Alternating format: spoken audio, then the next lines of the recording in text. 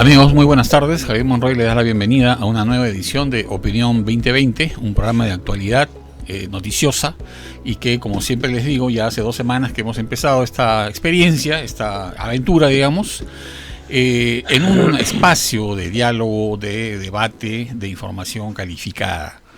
Y les parecerá extraño, pero estamos a horas de la Nochebuena, sin embargo seguimos aquí al pie del cañón trabajando, produciendo para ustedes, porque tenemos un invitado de lujo, el señor Carlos Neuhaus, el gran artífice y dínamo de los Juegos Panamericanos de Lima, que puso, o por lo menos engrandeció la imagen de marca país del Perú en todo el mundo, ¿no? Y ahora, bueno, él ha sido designado presidente de la Junta Directiva de la Asociación de Centros Comerciales del Perú, APCET, justamente dada esta capacidad de administración, de gerenciamiento, que es lo que en realidad hace despegar y hace posicionar globalmente a las economías, ¿no es cierto?, y a la imagen incluso de un país. Carlos, bienvenido, muy buenas tardes. Gracias, Javier, por la invitación. Sí, bueno, justamente la gente está aún muy entusiasmada con este éxito de los Juegos Panamericanos, que tuvo una afluencia masiva, ¿no es cierto?, y que mantuvo la atención del país puesta en ella, y por supuesto también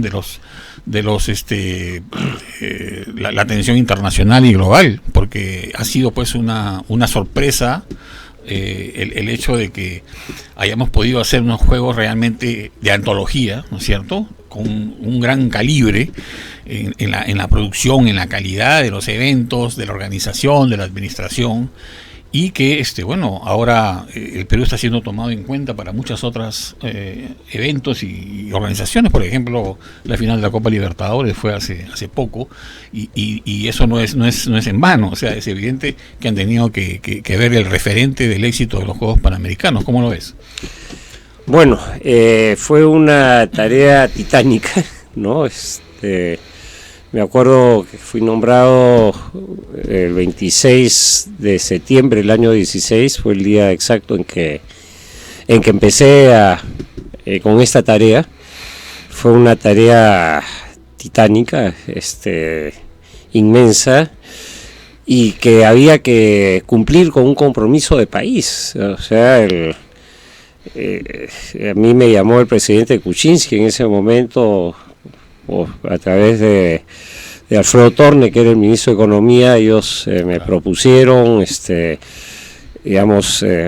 ministro Saavedra me aceptó, ¿no? Y de ahí empezamos una tarea muy intensa, yo diría en términos deportivos, como si fuera la vela con la corriente en contra y viento en contra, ¿no? O como el alpinismo, ¿no? Tratar de subir unas montañas gigantes, ¿no? Entonces, poco a poco lo que fuimos, enterándome del proyecto, de la dimensión del proyecto, racionalizándolo, porque, el plan maestro que nos habían, se había terminado justo cuando yo llegaba, era demasiado grande, ¿no? Y además también en todos los juegos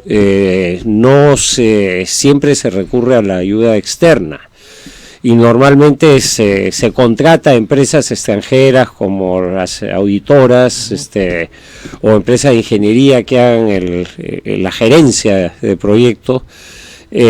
Nosotros vimos que eso iba a ser medio complicado, porque teníamos que hacer un proceso internacional, y de ahí los procesos con las leyes nuestras para la contratación de todas las sedes principales.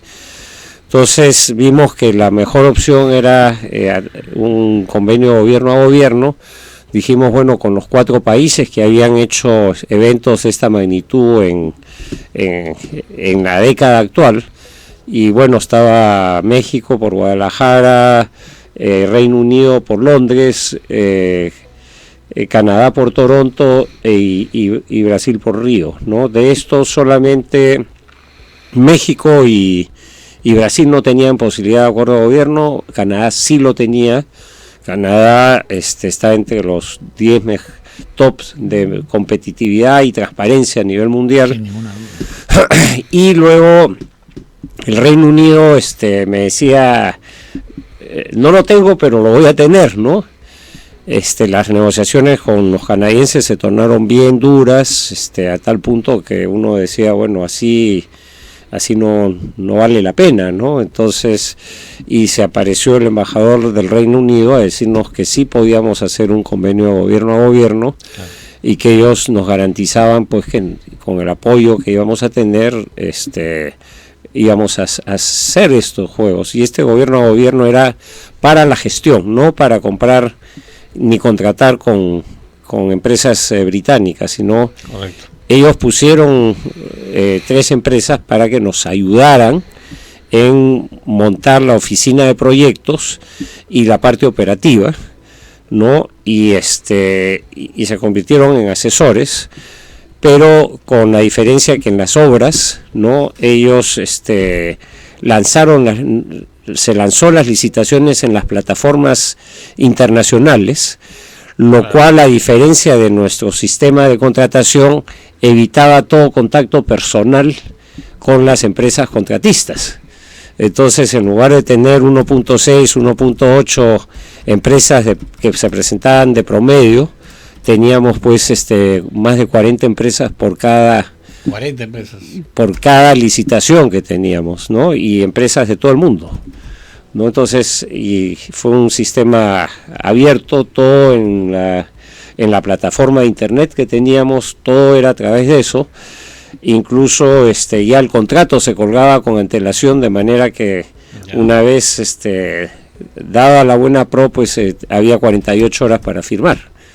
Entonces, estoy tratando de hacerla bien resumen, ¿no? Claro. Y además los contratos que se firmaban eran contratos colaborativos, o sea, contratos diseñados por ingenieros para ser manejados por ingenieros. Correcto. ¿Qué sucede? Normalmente en nuestro país la obra la maneja un ingeniero, pero está lleno del contrato de términos legales que necesita un abogado, pues casi en obra, ¿no? Entonces, y eso no funciona y hace que las obras se paren. Este mecanismo no aceptaba impugnaciones, pero sí aclaraciones posteriores.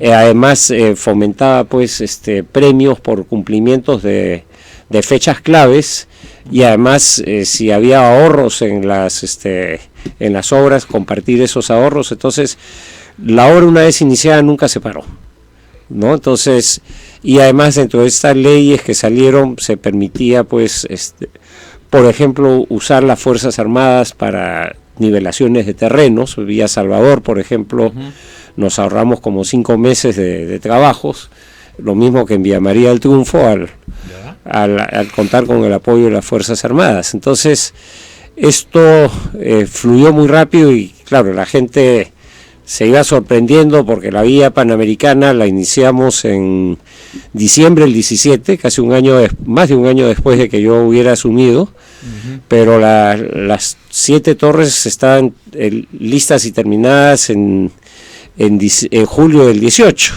y de julio a diciembre ya eran los acabados. Entonces, y todas las obras grandes fueron así, avanzando pues de una manera bastante intensa, y bueno, los resultados están a la vista, y en paralelo también íbamos armando la operación. Los juegos tenían no solamente armar el programa de competencias, sino también temas de transporte, temas de seguridad, o sea, era una pesadilla, temas médicos, ¿no? Temas de alimentación, ¿no? Teníamos más de 40.000 raciones diarias, ¿no? Un desafío multidisciplinario. Era, digamos, muchos frentes. Teníamos que ver con prácticamente todos los ministerios que hay en el gobierno, ¿no? Entonces ha sido una cosa... Pero también hubo, digamos, una bisagra con la empresa privada, evidentemente, ¿no?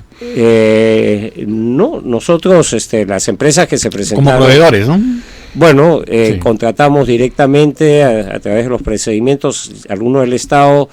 Utilizamos a Naciones Unidas, utilizamos Correcto. La plataforma de Perú Compras, de Produce. Así es, para la mayor transparencia. Así es, ¿no? Entonces, todo lo que fueron los uniformes, todo lo que fue el habituallamiento de los departamentos, todo fue a través de la micro y pequeña empresa, ¿no? Claro, que yo creo que encontró ahí un filón de desarrollo, ¿no? Claro, como no lo había muchos tenido ya nunca. están exportando, mucha de esta gente, ¿no? Claro. Ahora, regresando al 2016, era una época bien difícil, incluso políticamente, porque este proyecto estaba visto como un elefante blanco, una cosa que no se debía hacer, ¿no? O sea, que había cuestionamientos éticos. Pasado 3 años y no se había hecho mucho. Sí, la verdad que sí, ¿no? Sí. Mucho planeamiento, cosas así, pero encontramos, pues, por ejemplo, que se habían contratado unas empresas para que hagan los diseños de las obras y la verdad, por ejemplo, eran demasiado... Por la vía Panamericana encontré 39 torres de 7 pisos, de 8 a 10 pisos. ¿Y eso? Las reduje a 7. Habían 3 polideportivos, eliminé uno. Eliminaste un polideportivo. Racionalizando, había el tema de la cancha de remo en el Callao. Después de dar varias vueltas, varias opciones, terminamos yéndonos a la laguna de Huacho, ¿no? Y le dimos la profundidad que se necesitaba, sin dragar. O sea, lo único que hicimos es bloquear las esclusas de salida, ¿no? Donde podía rebalsarse pusimos sacos de arena, ¿no? Y levantamos el nivel a 2 metros, ¿no? Entonces sí cumplimos con todo, ¿no? Claro. El ecuestre la propuesta de dividirlo en 2 sedes, una en La Molina y otra en el Club Hípico. Simple y llanamente lo concentramos en uno, nos ahorramos 10 millones de soles, o sea, buscando la eficiencia.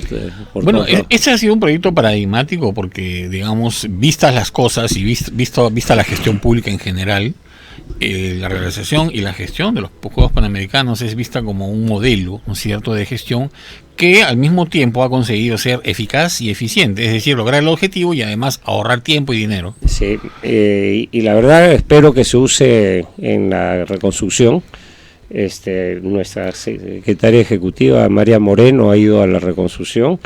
Ojalá que les den todas las herramientas, porque siempre en el Estado surgen pues los pequeños sabios que creen saber todo, que no han hecho nada. Claro. Y los entrenadores después del partido, ¿no? Así es, y empiezan a filosofar sobre temas pues adjetivos, y los sustantivos se demoran. Entonces espero que ya le den las herramientas a ella para que pueda volar, ¿no? Ahora, como es siempre necesario un espacio de medios, no todo parece haber sido lecho de rosas, en el sentido de que, por ejemplo, hay algunas críticas que se mencionan sobre por qué no se previó, digamos, cuál iba a ser el destino posterior a los Juegos. Lo teníamos clarísimo.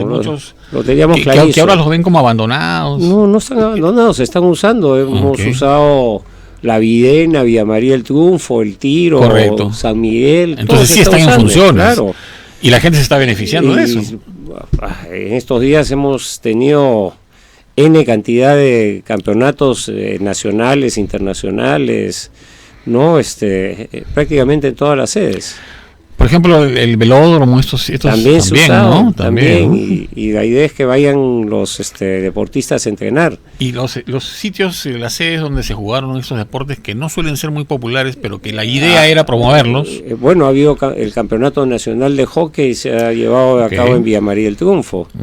¿No? O sea, han estado jugando béisbol, softball, o sea hay movimiento, o sea, claro. O sea, claro, los que no han averiguado mucho, es muy fácil porque decir. Incluso han sacado especiales en televisión. Sí, no, claro. Yo me acuerdo cuando entré, ¿no? Ahí todos salían, miren, la vía Panamericana, basural. Tranquilos, ya se va. Y muchos de los ex congresistas se opusieron firmemente a que esto no se realice, ¿no? Todos estuvieron muy sentados en la inauguración de los Panamericanos. Eso dice todo. Ya, algunos me lo expresaron y dijeron yo me equivoqué. Qué bueno, eso es Hidalgo, ¿no? Sí, otros no dijeron nada. Un poquito de orgullo también, ¿no? Pero, mira, son pequeñeces. Nosotros lo que hemos hecho, el equipo nuestro ha sido fantástico, gente profesional. Desde todos los frentes, con una mística tremenda, o sea, aquí era Perú, digamos, y tengo imágenes, por ejemplo, del día de la ceremonia. Correcto. Todos los voluntarios danzarines, antes de entrar allá a actuar en la ceremonia, a bailar, cantaron el himno nacional. hasta las lágrimas. Es una ¿no? cosa así muy emocionante. Y salieron pues con una, yo me acuerdo porque yo me los cruzaba abajo en el corredor, ¿no? Y todos con un entusiasmo pues increíble, ¿no? Ahora, el papel jugado por los voluntarios ha sido realmente poco puesto de relieve, ¿no? En realidad ha sido trascendental el aporte de ellos. Recontra agradecido y gente pues con una mística. Pura camiseta.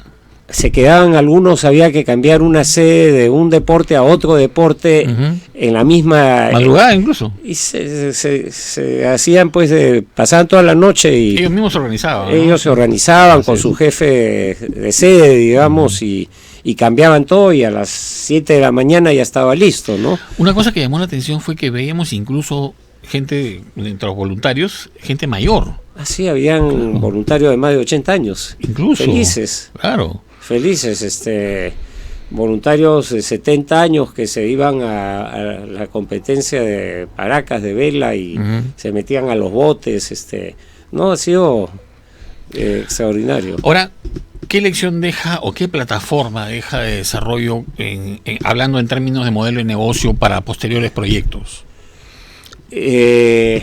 Bueno, asociados a, ¿no? O tomándolos como paradigma. Yo creo que este mecanismo no solamente es aplicable, porque finalmente el producto final fue la competencia deportiva.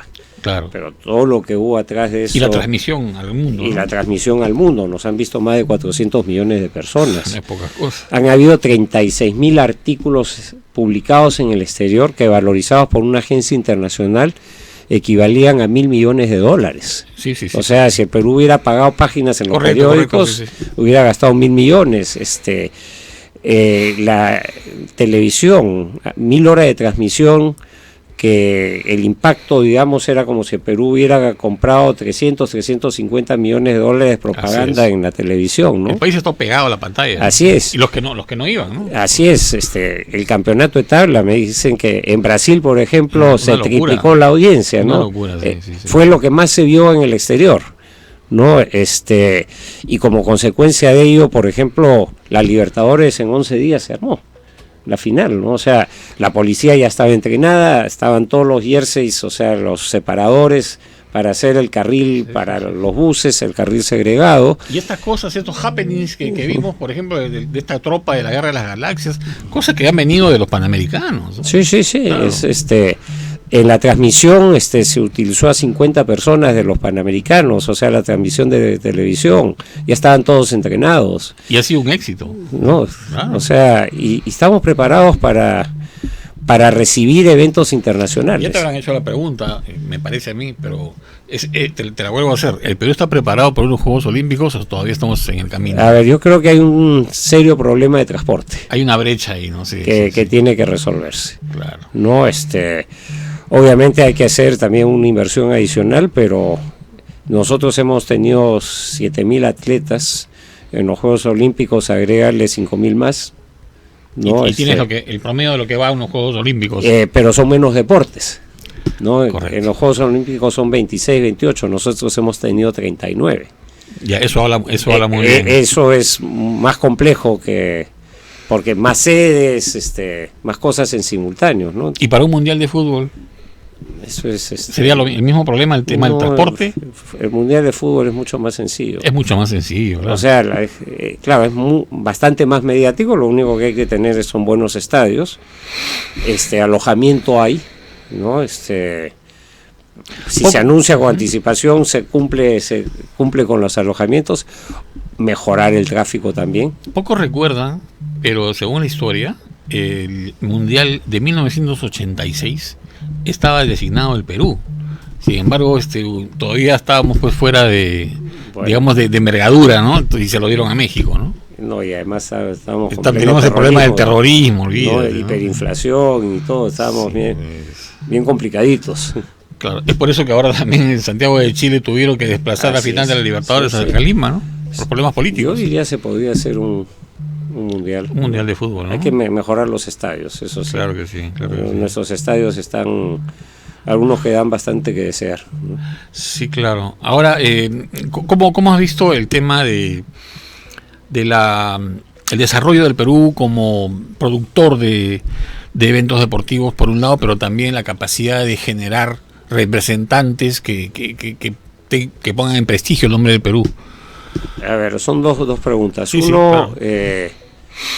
Por ejemplo, con el MINCETUR, mucha gente dice, oye, nosotros estuvimos adscritos al Ministerio de Educación por circunstancias de la política, tuvimos que ir al Ministerio de Transportes. O sea, ¿qué hacía el Ministerio de Transportes organizando juegos?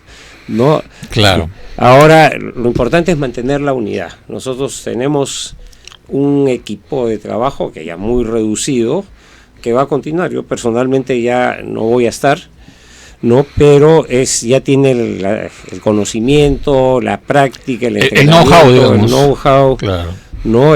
Para hacerlo. Entonces, y se está trabajando ya con el Ministerio de Turismo para hacer turismo deportivo, o sea, posicionar a nuestro país como turismo deportivo. Poca gente se acuerda que gracias a la iniciativa peruana y el MINCETUR se trajo el Dakar, ¿no? Claro, por supuesto, ¿no? Eso fue un buen precedente, ¿no? Así es, entonces... Transmitido mundialmente.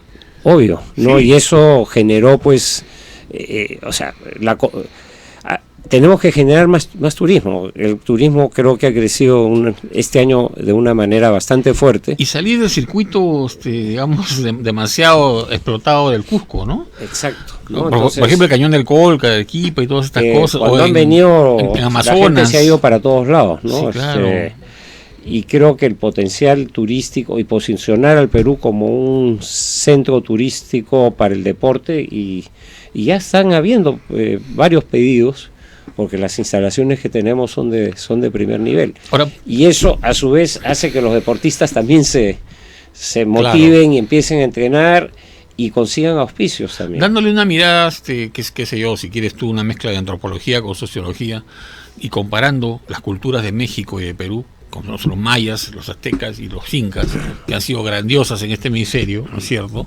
¿Por qué México tiene un mayor desarrollo en todo sentido? ¿Será por la cercanía a Estados Unidos? Eso es evidente. Como también, dicen, ¿no? Los mexicanos, tan cerca de Estados Unidos y tan lejos del cielo a veces. Exactamente. ¿no? Sí, pero claro, el hecho de la cercanía geográfica los ha ayudado. Sí, pues, es un país más grande, digamos, también, con muchos más habitantes. Y tiene 2 costas. Tiene 2 costas, entonces eso...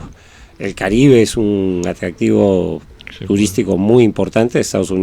México capta turistas no solamente de Estados Unidos, sino de Europa, ¿no? Entonces, pero junto con Perú son 2 de las culturas milenarias que existen. Correcto, sí es. No, son países muy similares.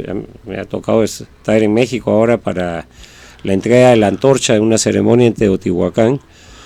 Y a veces pues hay parte de la Ciudad de México que uno dice, estoy en Lima, ¿no? Sí, es cierto. ¿No? Entonces, y sobre todo por la contaminación. Sí, bueno, hasta en lo malo, ¿no? Pero hay mucha similitud, la gente es muy parecida. Sí, claro, conocemos.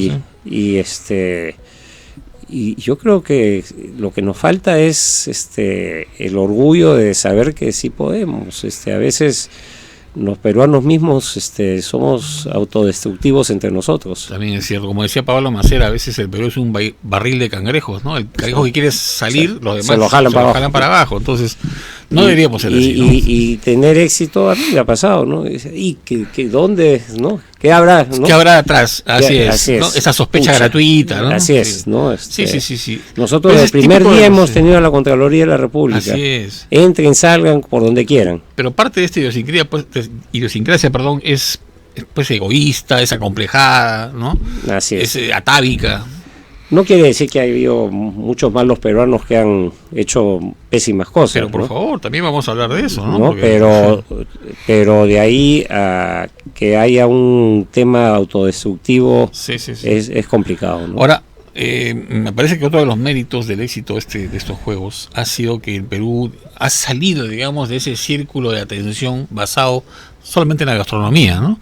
Ahora hemos podido exponer otra serie de cosas, ¿no? Y justamente es un foco turístico, como dices. Nuestra cultura es milenaria, es muy fuerte, la gastronomía junto con la cultura, nuestros paisajes basta recorrer el Perú y ahí ofrecer una opción más, ¿no? Correcto. Es el turismo deportivo, ¿no? Sí, por supuesto.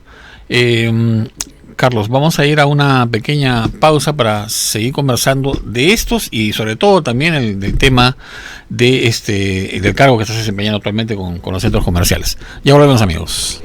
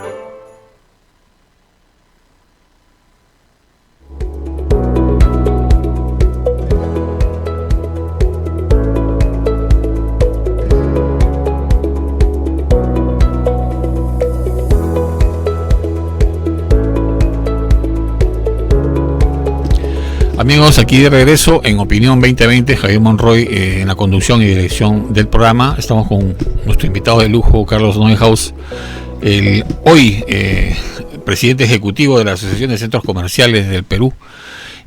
Bueno, ya hemos hablado in extenso del éxito de gestión, y capacidad de organización y de empuje, ¿no es cierto?, de los equipos que han podido llevar a cabo este logro que ha sido básico para la marca país del Perú, Carlos, pero ahora estás en un nuevo desafío, ¿no?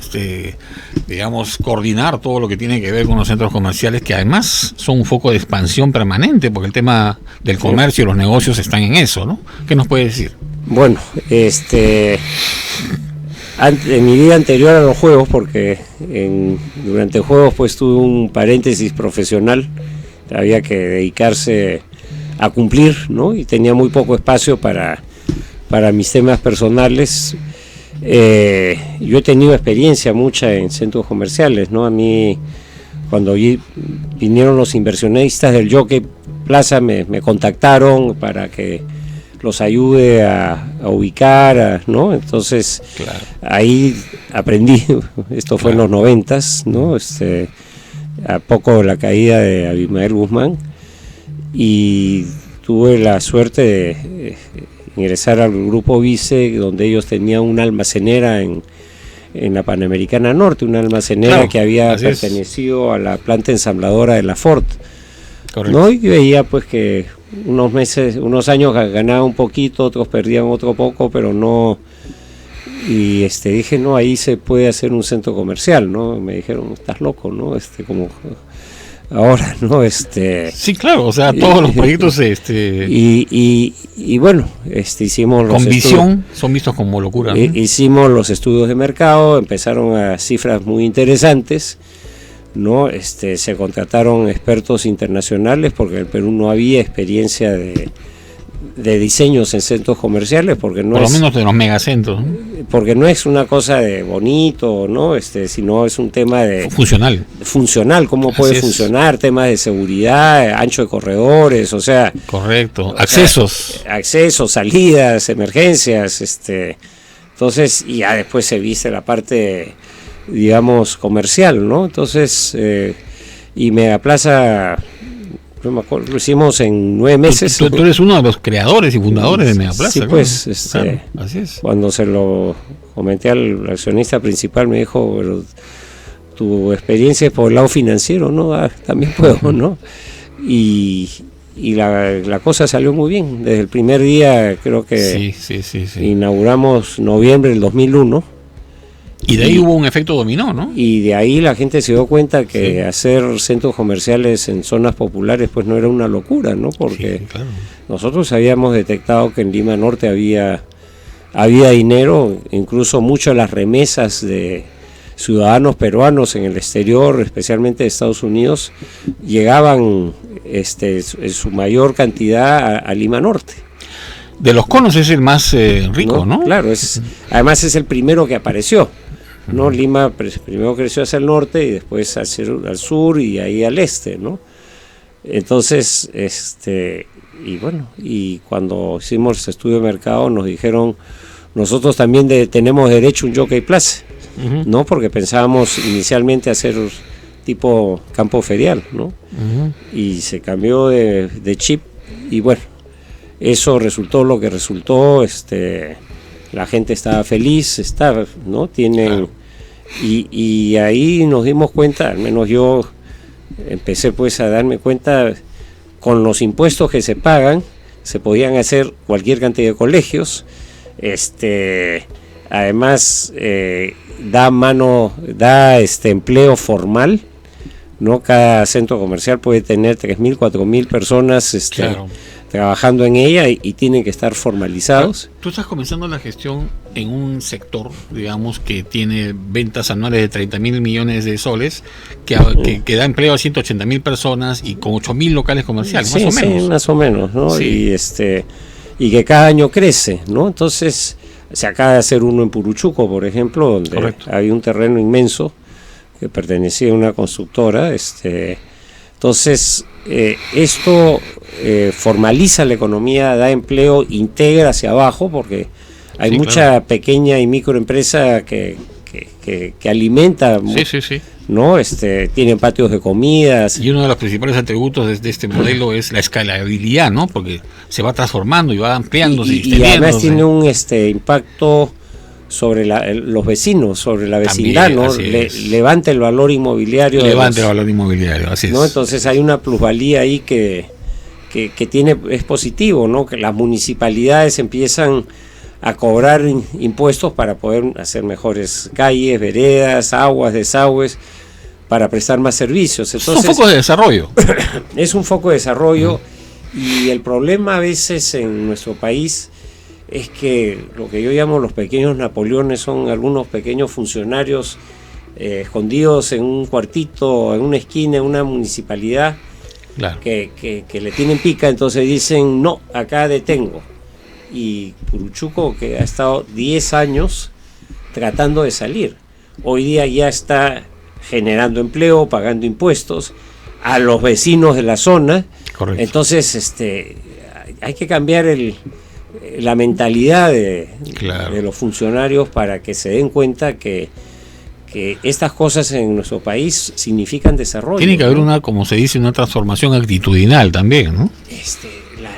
Un cambio de paradigma, sí. La segunda pista del Jorge Chávez, la ampliación del Jorge Chávez se ha demorado. Sí, innecesariamente. Cualquier cantidad. Innecesariamente, hoy día el aeropuerto Jorge Chávez está saliendo de competencia, se están yendo a Bogotá, ¿no? Entonces, sí, pues, porque Bogotá ya tiene 2 pistas, en un aeropuerto más alto. Es una locura ese aeropuerto, ¿no?, de Bogotá, sí. No, entonces ahí hay cosas pendientes por hacer. Ahora has tocado un tema algo espinoso, porque la pregunta se cae de madura, ¿no? Y hablando de turismo, ¿no? Chinchero, ¿es posible, viable? ¿Es una locura? ¿Es una cosa que nunca se debió pensar? Mira, ¿cuál es tu opinión técnica? Bueno, técnico en aviación no soy. No, pero desde el punto de vista de los negocios. A ver, y también del tema de la cultura. Yo creo, primero que esto, en los 80 ya se hablaba de Chinchero como, sí, el aeropuerto alterno. Sí. Yo era gerente de COFIDE, ¿no? Y se hablaba de chincheros. Claro, los aviones en esa época producían muchos ruidos, ¿no? Entonces, ambientalmente no eran recomendables, los correctos. Hoy día la tecnología en aviación ha dado saltos, pues, digamos, en progresión geométrica, y ya pues los aviones casi no hacen ruido. No, el tema ambiental, yo creo que sí, no es un... Son distorsiones que ya son controladas. Así es. Entonces, ¿qué queremos? Seguir metiendo aviones a la ciudad de Cusco, que es un... Claro. ¿No? Entonces, debemos, creo, se puede hacer. O sea, yo no... Las ruinas, muchos sitios hay ruinas cerca de los aeropuertos. ¿En otros países existe? Bueno, vaya a una Italia nomás, ¿no? Entonces... incluso en Grecia. En Grecia, ¿no? Sí, entonces, sí, es cuestión de manejar ambientalmente todas las cosas con una solución práctica, ¿no? Ahora también, acá ahora está el tema de moda, digamos, o por lo menos es una tendencia permanente, y tiene sus bases y sus fundamentos, que es el tema de la legitimación social, ¿no? Para desarrollar proyectos es necesario también contar con el apoyo de la comunidad donde estos se van a desarrollar, ¿no? ¿Cómo ves este tema? Es muy sensible políticamente, siempre lo va a ser, pero ¿cómo resolverlo? ¿Cómo manejarlo? Yo creo que hay que anticiparse, ¿no? Cuando hay una cosa de esas hay que anticiparse, explicarle bien a la población, y buscar pues líderes dentro de la zona para explicarle bien las cosas, y si el tema pues se sostiene para adelante. Uh-huh. Lo que sucede es lo que hablábamos hace un rato, ¿no? Uh-huh. Hay algunos pues que empiezan a salir a bloquear, ¿no? Entonces el artículo de Rolando Arellano del Comercio este lunes ha sido muy interesante, ¿no? Sí. Muy revelador. Así es. Veamos cómo buscar las soluciones. En el proyecto de los Panamericanos yo no aceptaba no como respuesta. Qué bueno. Busquen plan A, plan B, plan C, ¿no? O sea, no me traigan problemas, tráiganme soluciones. Exacto, ¿no? O sea, y no los inventen los problemas, ¿no? Uh-huh. Porque hay la gente que, sí, no, pero acá claro, es que va a pasar esto. Entonces, no, entonces si va a pasar no hacemos nada, pues nos quedamos así, ¿no?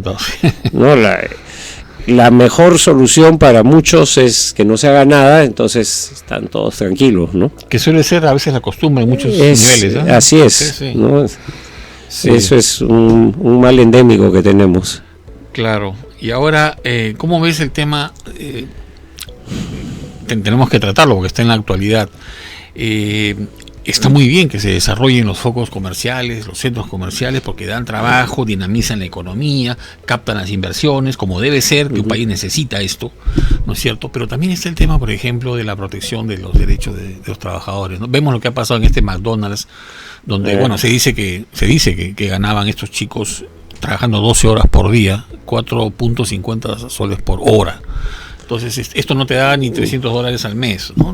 No, hay cosas que no tienen nombre. No tienen nombre, así es. Así es, o sea, hay que promover la inversión, pero tampoco, eso es inmoral, ¿no? O sea, eso es inmoral, antiético, y yo no sé, pues hay empresarios pues que creen que todo para mí y buscar la informalidad. Pues, hay que hacer las cosas bien. Hay una asociación de consumidores que ha entablado una demanda, ¿no es cierto?, contra los operadores de McDonald's aquí en el Perú y también con los de Estados Unidos, en la lógica de que no debieron licenciar a este negocio en el Perú porque no cumplía los estándares. ¿Qué podrías decir? De repente lo cumplieron en su momento. Y se olvidaron después. Después, ¿no? Aburguesamiento, no hicieron el seguimiento que debieron hacer. Y en este aspecto tú no te puedes descuidar. No, acá a mí cuando estábamos en este tema de centros comerciales, teníamos el agente de ingeniería revisando todas las instalaciones eléctricas, sanitarias, todo para que funcione, porque tienes un montón de gente circulando, ¿no? Claro. Y además a las tiendas tenían que pasar un examen para que puedan abrir. Correcto. No, si no cumplían no se abría, ¿no? Sí, pues. Entonces, en algún momento debe haber habido alguna laxitud de alguien. Así es. Y yo, no sé, yo McDonald's de afuera les quito la franquicia, ¿no? Completamente, o sea, ¿no? En un acto, en una. O sea, sin duda ni murmuraciones, ¿no? Sí, pues. Y McDonald's va a tener muchos que van a querer invertir, ¿no? Ahora, para nadie es secreto que la economía peruana es aproximadamente 68% informal, ¿no es cierto? Y el desarrollo está, digamos, supeditado a este tipo de economía alternativa. ¿Tú crees que la solución esté en ampliar la base tributaria, en hacer que más negocios, más comercios se incorporen a la formalidad? ¿O hay alguna manera de que los que actualmente operan en la informalidad tengan algún tipo de respaldo formal, alguna cosa básica que a su vez les permita ser, por ejemplo, sujetos de crédito o tener algún tipo de protección social? Es que quizás muchos informales ven los peligros de la formalidad, ¿no? Yo me hago formal y tengo, pues, me cae la SUNAT, claro, ¿no? Me cae el municipio, me cae la policía, todos me empiezan a agarrar, entonces mejor yo informal me mantengo al margen de la economía, no soy fiscalizado, salvo, claro, cuando suceda una tragedia, pues pirotecnia en Navidad, entonces claro, explotó un taller y... Ayer hubo un amago en Amazonas, en Mesa Redonda, no sé dónde. Así es, entonces que la gente sienta que los beneficios de la formalidad superan largamente a los de la informalidad. Correcto. Entonces, ahí un sí... tipo de seguridad. Así es, ¿no? Darles ciertas garantías, oye, si eres informal, pues, y quieres pasar a formal, te voy a dar algunos beneficios, ¿no? Ahora, ¿cómo ve el mundo de la formalidad y de la expansión comercial, como el sector en el que estás ahora involucrado? Estos sectores, como por ejemplo los del fenómeno de Gamarra, ¿no? Que ahí conviven la formalidad con la informalidad, ¿no? ¿Cómo lo ves? ¿Es una cosa que debería servir de lección para algún tipo de transformación administrativa, política? Claro, yo creo que muchos, algo de experiencia he vivido, ¿no? Pero muchos quieren, hablando alguna vez con gente de Gamarra, que han probado en exportar. Correcto. Entonces se dieron cuenta que si seguían en informalidad no iban a poder seguir exportando, no iban a poder acceder a un mercado pues inmenso, ¿no? Entonces hay que darle los incentivos, ¿no? Para que puedan formalizarse y decirles, bueno, oye, te formalizas y te abro el mundo. Claro. Entonces aquí es muchas veces, uy, ¿dónde está la trampita? Vamos a castigarlo. Entonces la gente pues O sea, hay que cambiar, creo, la mentalidad, ¿no? Claro, porque para ellos, cuando escuchan formalidad, significa pagar impuestos, pero hay más que eso. Claro, pagar impuestos, oye, tienes la posibilidad de seguro, puedes abrir tu posibilidad de mercados, puedes acceder a un mercado mucho más grande que... Hay historias... Ser reconocido por la banca. Hay historias, Mi Barrunto, por ejemplo, no sé si... Sí, por supuesto, claro. No, claro. Eran dos muchachos que perdieron a su padre y decidieron pues armar un restaurancito en su casa, ¿no? Y fueron donde que le vendía, digamos, el pescado a la mamá, dijo, bueno, quiero esto, ¿no? Pero no te puedo pagar, ¿no? Y la señora le dio un crédito y poco a poco pues se fueron... Hicieron caja, digamos. Hicieron caja, se fueron formalizando, hoy tienen más de 200 mesas, han estado en el Mundial de Rusia, en la Casa Perú, en los Panamericanos también han estros presentes, ¿no? Entonces, y son historias de éxitos. Entonces, muchos de los informales de antes, claro. Toda la colonia italiana, por ejemplo, que vino al Perú, empezaron informales y, bueno, generaron Donofrio, por ejemplo, ¿no? Así es, ¿no? Ahora una pregunta, porque tú eres un experto en esto y igual me gustaría tener tu opinión sobre este tema. En una época en que las empresas en general, o sea, están más o menos homologadas en la fabricación y en la producción de bienes y servicios de alta categoría, ¿no es cierto? El valor diferencial parece estar en la atención, en la excelencia, en la atención al público y al cliente en general. ¿Cómo ves tú esa variable? Porque parece, por ejemplo, en los grandes negocios, en los grandes operadores, precisamente porque son supermasivos, parece que ya se están impersonalizando y se están olvidando de que al cliente tiene que haber un nivel de mantenimiento y de engreimiento incluso, porque ellos, si se van a convertirse en focos de mala recomendación para otros públicos. Así es, el consumidor quiere ir a un sitio donde lo traten bien. Eso, experiencia de usuario. ¿No? Claro. Donde le digan, oye, señor, ¿cómo está? ¿Lo puedo ayudar? ¿No? O si no quiere ayuda, pues me avisa cuando quiere que lo ayude. Correcto. Pero no, pues, oye, anda y escoge lo que quieras, ¿no? Abandonado. ¿No? Entonces ahí el cliente, digamos, lo rechaza y otro seguramente va a agarrar ese cliente, ¿no? Sí, pues, es cierto. Ahora en los centros comerciales,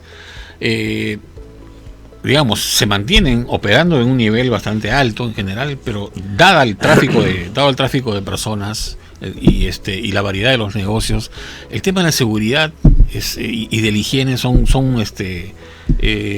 trascendentales, ¿no? ¿Cómo lo manejan? La gente que va a los centros comerciales tiende a portarse bien, eso es por definición. El tema de seguridad hoy día se maneja, pues hay cámaras de video por todos lados, o sea... Pero se han visto asaltos en el Yoki Plaza, ¿no? Bueno, claro. Han sido muy excepciones, ¿no? La cantidad de gente que va, ¿no? O sea, pero que suenan, ¿no?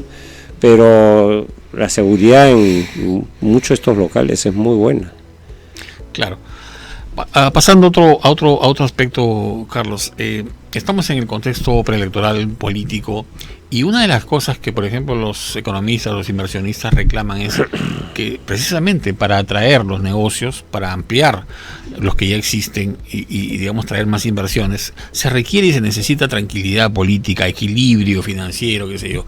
Y no es lo que hay, ¿no? ¿Cierto? Hay conflictividad social, ¿no es cierto? Hay tremendos escándalos y revelaciones de corrupción, incluso en la última CADE has visto este acto de contrición que hizo la presidenta de Confiep, ¿no? Entonces, ¿tú crees que estamos en un momento, en un espacio en que los empresarios privados necesitan recuperar la legitimidad o una buena relación con la ciudadanía para tener mayor credibilidad? Bueno, yo creo que sí, ¿no? A veces muchos empresarios andan desconectados de la realidad, ¿no? Entonces, hay un Perú que va por un camino y hay otro que va por el otro, ¿no? Entonces, yo creo que a veces muchos de nuestros empresarios tienen que atar cable a tierra. Correcto. Para estar empapados en la realidad. No quiere decir que yo me voy en mi camioneta y me doy un paseo por la sierra, ¿no? Sino sí, claro, es saber un poquito más, investigar un poco como más. Como algún candidato a una época se fue a dormir en una carpa con los pobres para ver qué se sentía y qué sé yo. Eso es show, ¿no? O sea, no es, ¿no? Entonces, y eso se hace en todo caso antes y no se publica, ¿no? Imagínate. No, si uno quiere, bueno, sinceramente, uno va al perfil bajo y se nutre, ¿no? Demostrar emoción social, ¿no? No, y yo creo que hay de ida y vuelta, ¿no? Yo creo que también la población a veces tiene un estereotipo distinto, pero 70% informalidad quiere decir que todos son empresarios. Los informales no son otra cosa que empresarios. Es la verdad. ¿No? O sea, visto así, todos son empresarios. Sí. Y muchas de las grandes fortunas de hoy fueron informales de ayer. Ahora, estamos en la época de los startups, ¿no? De los emprendimientos incluso personales y esto. ¿Cómo lo ves tú en el sector de comercios, de centros comerciales? Bueno, yo creo que son proveedores de ellos. Son proveedores y hay mucho muchacho imaginativo, ¿no? Hay que leer el último libro de Oppenheimer, correcto, sí, ¿no? Es cierto, sí. ¿No? De que muchos de los trabajos que hoy existen van a desaparecer. Así es. Y tenemos que reinventarnos, ¿no? Sí, y claro. Ha sido así todo el tiempo, ¿no? Es una sociedad más orientada hacia el servicio, ¿no? Hacia el servicio, completamente. Por eso te decía lo de la experiencia de usuario y el tema del Big Data y la analítica, ¿no?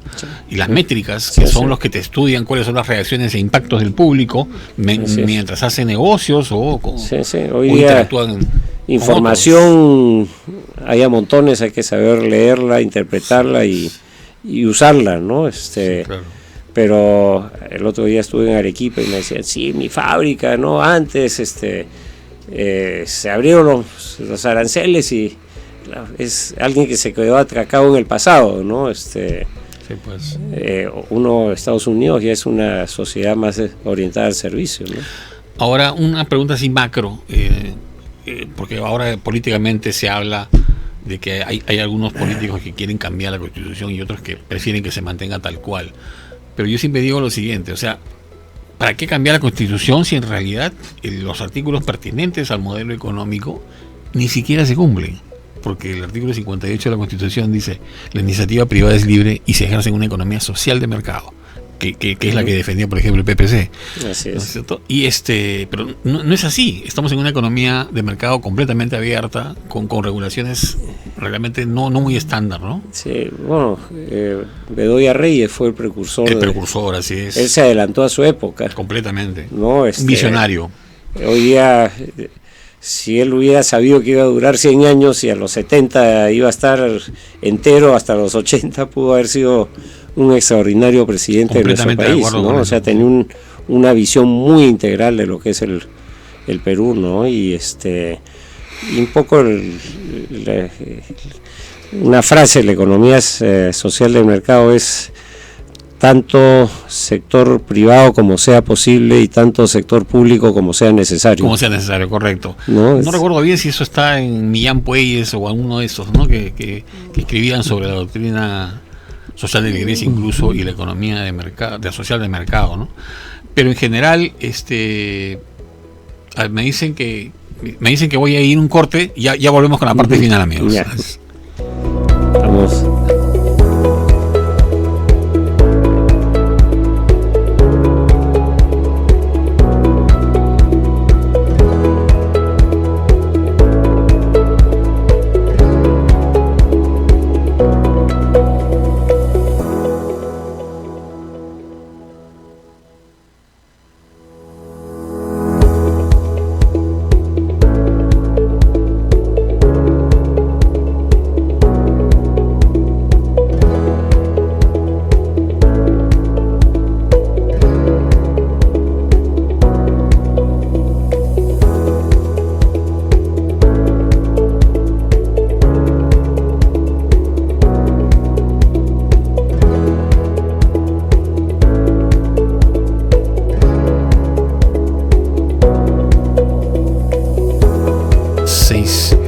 Bien, amigos, continuamos ya despidiéndonos en este programa pre-Nochebuena.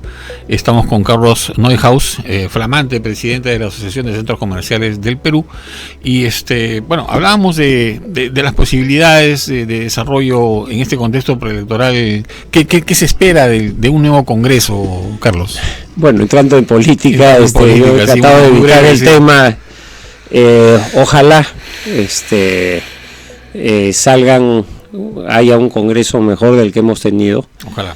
Y que todos sepamos votar bien, de una manera correcta, y que no nos ganen los estereotipos, las emociones ni las pasiones, sino lleguemos al fondo del candidato que nosotros escojamos y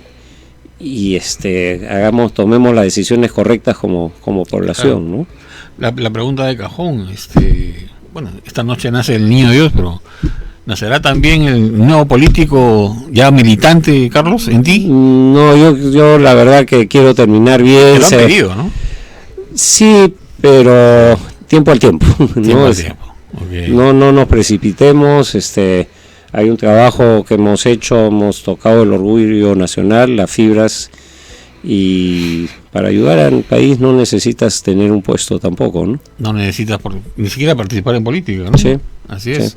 Sí. ¿Qué mensaje le darías a la ciudadanía que va a ir a votar el día 26 de enero? Bueno, pensemos bien a quién escogemos. No escojamos en función de contra quién voy a votar, sino en favor de quién voy a votar. Y yo creo que el voto que sea propositivo, ¿no? Entonces, votemos así, ¿no?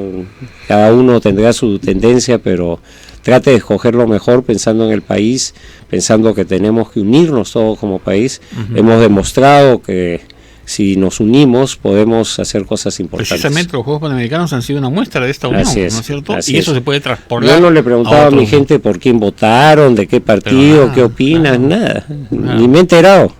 Okay. No, pero sí, lo que sí les exigía es que tenían que chambear alineados con el objetivo. Sí, si no, el que flojeaba no me importaba de dónde era, amigo o no amigo. Así es. Pero tenía que ser así, no hay así otra. Es. Sí, no hay otra. Así es. Sí. Bueno, te felicito, Carlos, ¿no? De verdad, nuevamente en nombre del Perú, y te deseamos todo tipo de éxitos en este nuevo emprendimiento, y ahí estaremos pendientes para volver a conversar. Gracias, Javier, y que tengan todos ustedes una linda Navidad. Bien, amigos, con esas palabras, con esa exhortación y esa invitación de Carlos Neuhaus y la mía propia, Javier Monroy, le deseamos una feliz Nochebuena, feliz Navidad y un muy, muy venturoso año 2020. Ya nos vemos más adelante. Buenas tardes.